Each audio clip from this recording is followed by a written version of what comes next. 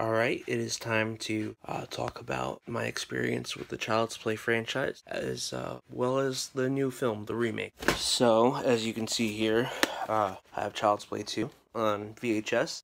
Unfortunately, I can't take credit for really having this movie. It was passed on to someone. It was passed by to me from someone who didn't want it anymore. So, but of course, I love the franchise. I had to have it.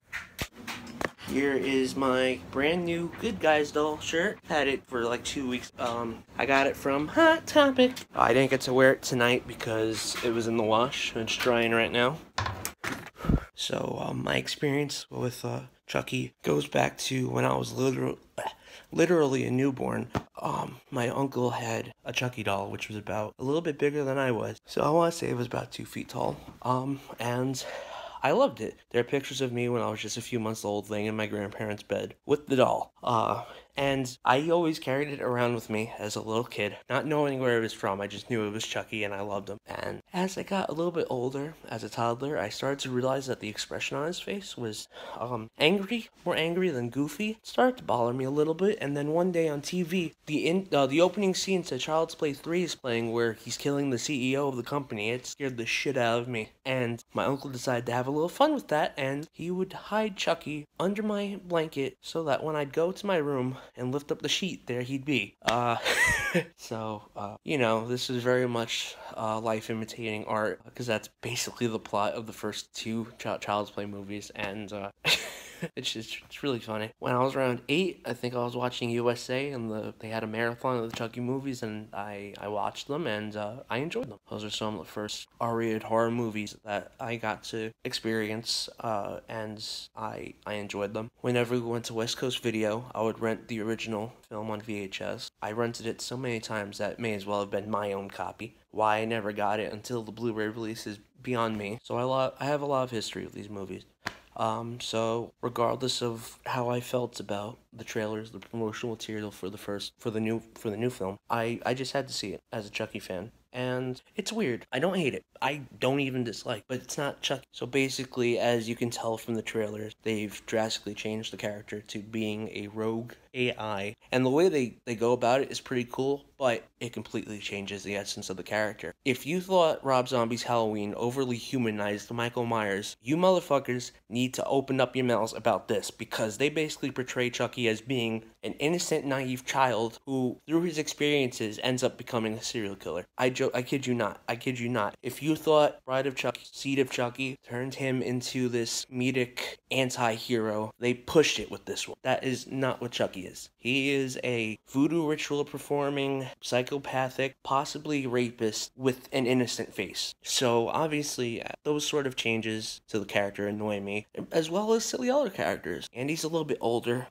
His mother Karen is younger, and Aubrey Plaza kind of plays her almost being a little bit more trashy, which is, again, completely unlike the original character, who was a very respectable mother. So these changes in the adaptation process obviously kind of bothered. But about halfway through, I realized, okay, I need to view this movie on its own. Not as a Chucky movie, not as faithful retelling, but as its own movie that kind of copies the same ideas from the original film. And for that, it's actually really good. There's a lot of commentary on the millennial generation, shit like clouds, like iCloud being dangerous, the typical science fiction themes of dangerous technology going backwards as opposed to forwards with technological advancements, exploitative work conditions, which is literally what creates Chucky.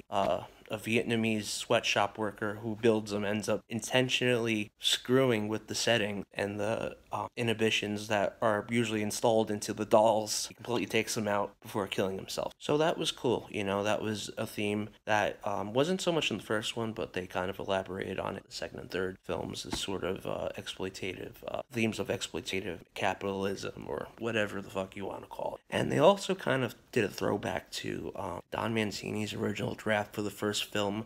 Chucky was more so the angry subconscious of Andy, which manifests itself within the doll. Meanwhile, in this film, you have Andy being an angry child and having the bad influence of his peers influencing Chucky's behavior and his bad, foul language. So for that for what it is, it's pretty cool, but it's not Chucky. You know what I mean? There are also some little nitpicks I had.